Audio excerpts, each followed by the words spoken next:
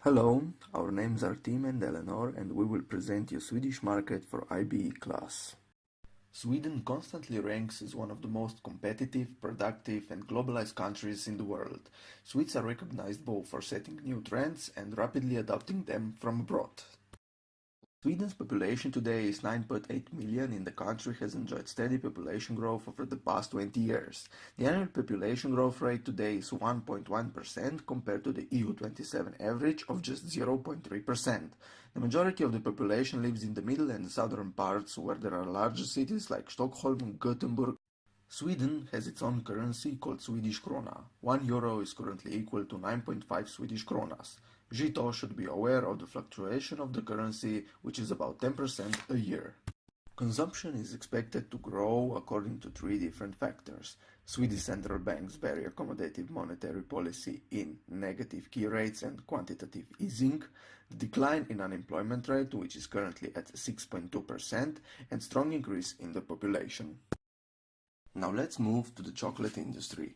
Chocolate confectionery in Sweden is a mature category, but also one with rather high margins and significant levels of advertising and product development. Their chocolate is notable for milk and dark chocolate bars, but they also come in other flavors.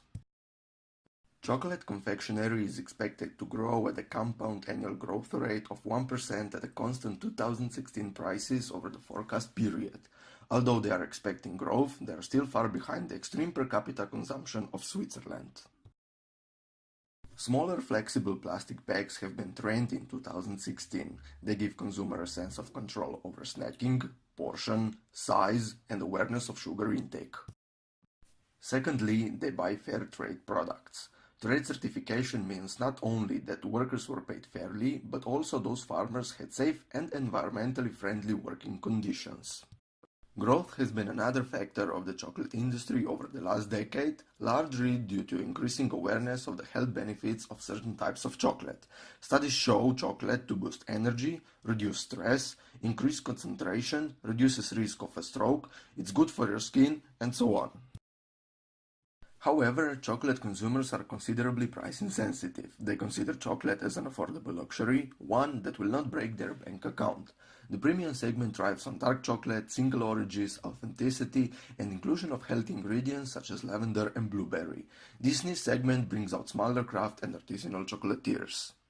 As for the competitors, Mondelez remained the clear leader in chocolate confectionery with 31% share of retail value sales.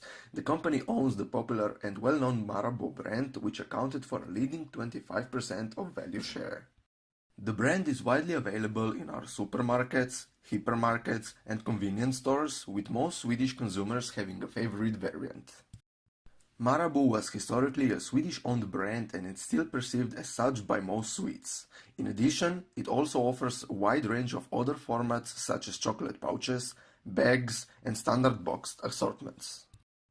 Seeing that, we can say that the largest players in the industry also have the highest level of profitability, and they also benefit from the scale economies having significant cost advantage in the chocolate industry. As seen from the pie chart, 86% of the sales in the confectionery chocolate industry is through store-based retail chains, so chocolate is mostly sold through the stores for the end consumers. Finally, it is important to have good shelf space. Being bigger means that you have a good bargaining power. In their supermarkets, they dedicate in average almost 10 meters of their aisle space only to chocolate. Having that said, there can be found space for smaller sellers as well, but with low bargaining power or none at all. Created using Powtoon.